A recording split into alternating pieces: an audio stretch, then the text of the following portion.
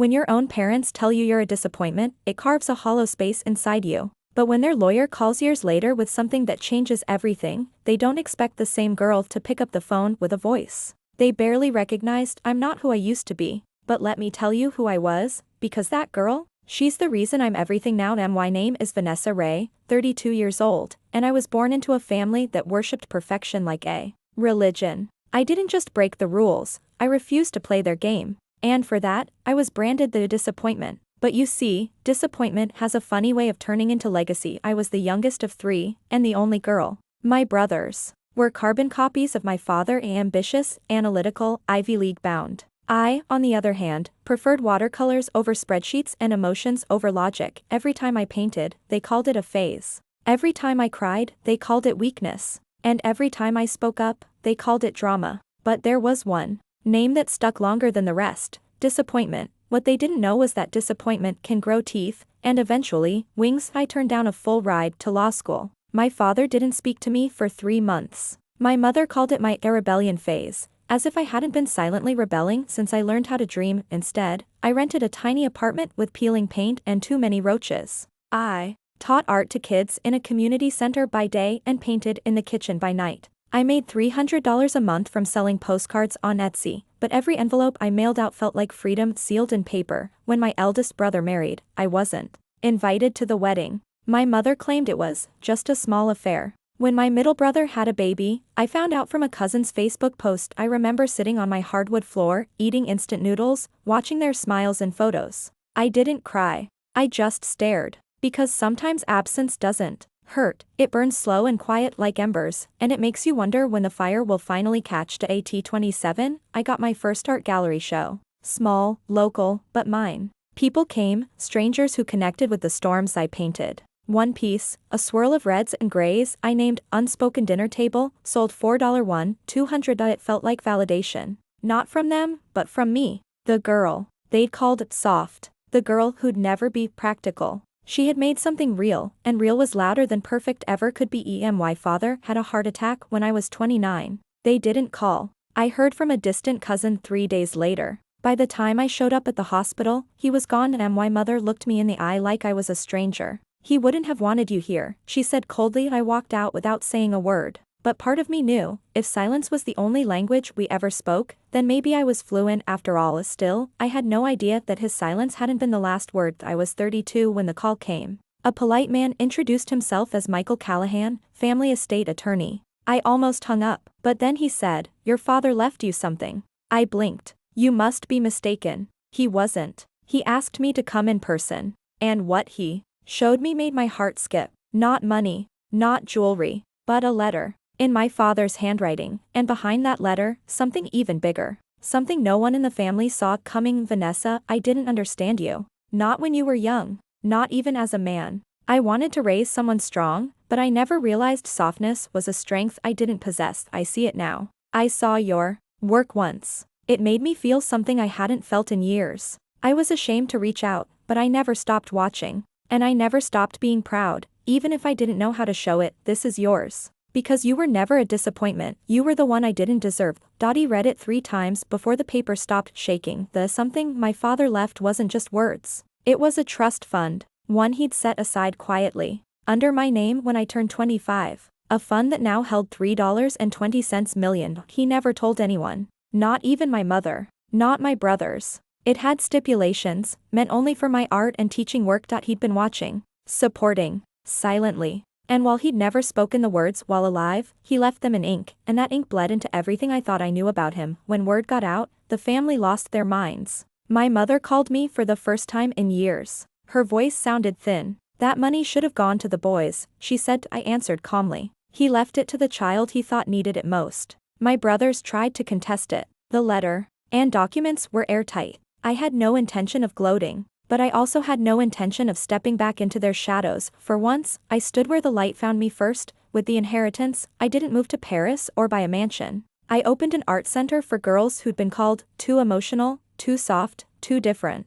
I named it Ray Light, a nod to the name I almost abandoned, and the light my father finally saw. Kids from all over came through our doors. I saw their eyes fill with wonder the same way mine once did with fear, only this time, I made sure they never felt like disappointments, as my mother tried visiting. She brought a scarf I'd left behind at 17. Your father would have wanted us to reconnect, she said. Maybe he would have. But I needed more than words. I needed apology. I needed honesty. We started slow. Tea once a month. No pretending. No fake smiles. Just two women learning how to speak a new language with each other. Grief has a way of softening sharp edges if you let it. Forgiving them wasn't for them, it was for me. Because I'd spent too long carrying a weight they handed me and called truth. I laid it down, not because they deserved peace, but because I did. And peace tastes sweeter when it's something you build yourself. My father may have failed me in life, but in death, he gave me the one thing I'd always wanted, to be seen, and that changed everything. Now, when I stand in the gallery of Raylight,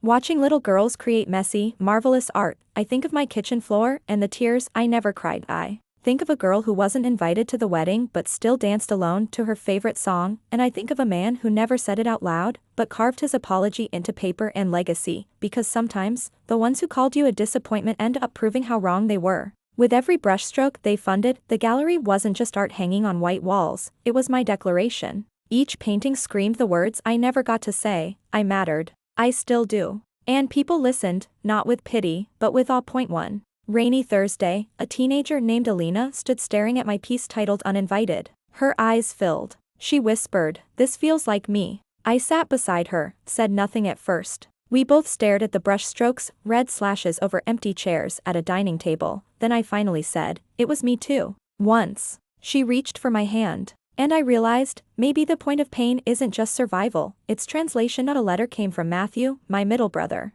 Handwritten. "I didn't know he left that for you," he admitted. "I thought he never spoke of you because he was ashamed. Maybe he just didn't know how to say sorry." I didn't respond right away. It took me weeks. But when I did, I wrote we were raised to chase titles and bury feelings I chose different. He may have been silent, but he finally left me a truth I could live with. "What are you choosing now?"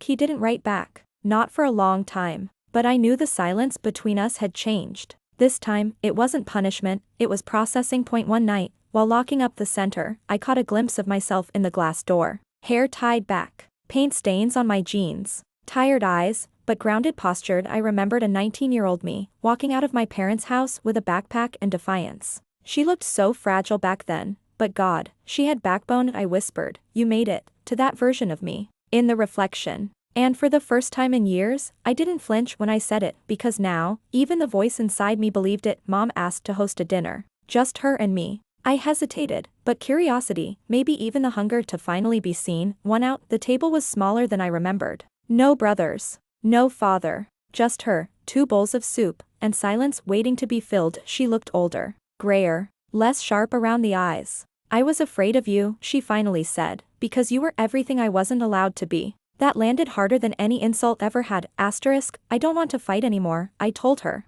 "But I won't pretend we didn't live different truths." She nodded. "Maybe the truth has room for both. People assumed I lived rich now, $3.2 million will do that. But I still drove my second-hand car. I still made my own coffee, because the inheritance wasn't the point. The letter was. The validation. The proof that I wasn't just a ghost in my family's story.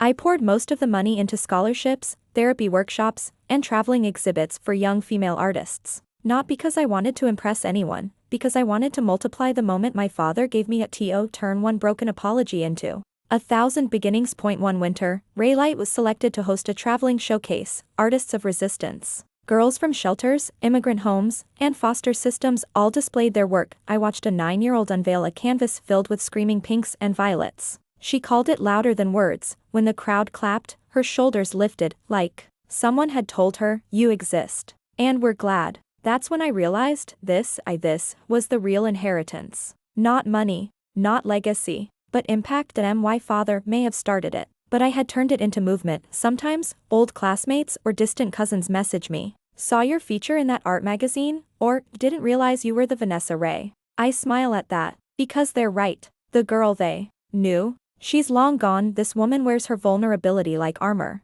She's no longer waiting to be loved by those who couldn't see her. She's too busy building a world where girls are loved by default, where disappointment isn't a label, it's a myth that gets shattered the moment you choose yourself. A journalist from a national publication reached out. "We want to feature Raylight, and you. The title we're working with is The Disappointment Who Built a Movement. I laughed when I saw it. A piece of me flinched, like a ghost of that old wound still lingered. But another part of me? She stood tall. I said yes. During the interview, they asked, "Do you think your father would be proud now?" I answered, "Honestly, I think he always was. He just didn't know how to love out loud." And that truth was enough for me now. Late at night, I sometimes wrote letters I never mailed. One to my father: "You missed so much. But you gave me enough to start again. Maybe that's all we can ask from broken love, a spark, and I lit the whole damn fire from it." Point 1 to my mother: "I forgive you. Not because you asked, but because I need room in my heart for better things." Now point 1 to myself at 19: "Don't give up. The loneliness will pass. One day, your name will mean something beautiful." Then I tucked them into a box, proof that healing doesn't erase the past. It rewrites how we carry it. Point 1 autumn evening, a girl knocked on the door of Raylight long after hours. She was maybe 15. Eyes swollen, hoodie too big, backpack half-zipped. "I don't know where else to go," she whispered. I let her in. Gave her tea. Let her sit in the warmth of brushstrokes and silence. Eventually, she told me her mother had kicked her out. She said I wasn't the daughter she wanted. I knelt in front of her and said words I never heard at her age: "You are exactly who you're supposed to be." And in her nod, I saw the next chapter unfolding. Point 1 day, my mother came to an exhibit. She stayed for the whole thing. At the end, she took my hand. "I thought your softness would make life harder for you," she said. "I didn't realize it would make life easier for others." She paused. I was cruel. I told myself it was for your good. It wasn't. I didn't need the apology, but I accepted it anyway. Not for her. For that younger version of me still waiting to hear it. Some healing doesn't come in a rush. It drips. Slowly. Quietly. Until one day you realize the scar doesn't sting anymore. A publisher contacted me. "Your story needs to be told," they said. "It'll help more people than you know." At first, I was hesitant. Writing it down meant reliving it all. The pain. The cold dinners. The letters. The silence. But then I thought of all the girls like me who still lived in shadows. So I said yes. The title, The Disappointment That Bloomed. It wasn't just a memoir. It was a roadmap for every girl who thought being different made her broken. With part of the inheritance, I built a new wing in Raylight, called the Legacy Room. Inside hung paintings from girls who had come through the program and gone on to college, careers, or simply found peace. Each canvas bore the artist's name and the date they reclaimed it. Point 1 wall held my father's letter. Framed. Unedited. The paper aged but powerful. Above it, I painted in gold: "Sometimes the people who fail to love us still plant the seeds for others to bloom." And I meant every word. Years later, my family invited me to a holiday dinner. I almost didn't go. But curiosity is a stubborn thing. At the table, they asked questions about my work, my students, my book. For once, their eyes didn't look through me. They looked at me. My oldest brother pulled me aside after. "I judged you," he said. "You scared me. You had the guts to be different when we all wanted to be accepted." I didn't know what to say. So I just smiled and said, "Different built the life I love." And maybe that was the Rayall inheritance. All along now, when people ask me who I am, I don't say a Vanessa Ray, artist, or founder of Raylight. I say, I'm the woman they called a disappointment. And then I smile, until I proved that every seed grows best in the dirt no one expects. I made peace with my past. I turned silence into color. I turned rejection into sanctuary, and every time a girl walks into my center and says, "I feel like I don't belong," I look her in the eye and tell her the truth. You do. You always did. At a workshop one spring, I met Layla, barely 16, with a tiny sun tattooed behind her ear and shadows in her eyes too old for her age. She was quiet but sharp, like a knife wrapped in silk. She painted with intensity, fire, fury. Her canvas bled. "This is what it felt like when I told my mom I liked girls," she said. She said she didn't raise a mistake. I told her what I once needed to hear: love doesn't ask you to shrink. That day, I saw a reflection of my younger self in her, except this time, the ending would be different. A curator from a major museum reached out. They wanted to feature a Raylight retrospective, a collection of the center's most powerful pieces from the last decade. I stood in that grand, echoing space months later, surrounded by paintings created by girls who once thought they'd never be seen. People wept in front of those works. Gallery lights shimmered off tears. And somewhere deep inside, I felt my father's letter burn a little less painfully. That he gave me a start. But I gave hundreds of girls their beginnings. In that moment, I knew which mattered more. I hadn't seen my childhood home in nearly 15 years. But one day, I parked down the street and walked past it. The windows were different. The garden, overgrown. New people lived there now, but something strange happened. I didn't feel anger or grief. I felt free. That house no longer held me. No longer defined me. It was just wood and brick now. Not a cage. And as I turned away, I whispered, "Thank you for building the walls that made me climb." At a reunion event at Raylight, a woman approached me. I didn't recognize her at first. Then she said, "You used to sit 2 seats behind me in chemistry class." It clicked. Claire. Back in school, she echoed my brothers, mocking, sneering, always 2 steps behind in kindness. She looked me in the eye. "I was cruel," she said, voice shaking. I repeated what I thought made me safe. "I never forgot what I did to you." I touched her arm. "Neither did I said gently. "But what matters is what we do now." We hugged. Not out of nostalgia, but out of evolution. Years later, as I was organizing old documents, I found another envelope tucked inside a journal that had belonged to my father. I'd missed it somehow. The letter inside was dated just days before he passed. "Vanessa, I watched you from a distance longer than I want to admit. I called you a disappointment. Out of fear, because you had the courage I never did. I was raised to love conditionally. You loved without rules. That's real strength. I am sorry. But I hope my actions will say what I couldn't in life. I love you." I always did. Dad, this time, I didn't cry. I just sat still, heart full. Sometimes love comes too late to be lived, but just in time to be felt. Today, Raylight spans 3 cities. Hundreds of girls pass through each year. Some become artists. Others become activists, architects, or just women who finally like who they see in the mirror. We give them paint, yes. But mostly, we give them voice, and in every stroke they make, a little piece of me is stitched in. The girl who once slept in her car. The woman who turned betrayal into brushwork. The daughter who built a future out of what was never meant for her. I am no longer asking to be seen. I am the spotlight, and I shine it on every girl who once sat in the dark. Conclusion, a life rewritten. They called me a disappointment. They whispered about my failure. They never thought I'd make it, but in the end, they were half right. I didn't make it by their rules. I rewrote the rules. I reshaped the map. I redrew the family portrait, and when their lawyer called about the inheritance, I didn't just receive money. I received freedom. Live. Forgive. Thrive. And to teach the world that no label can define you unless you let it.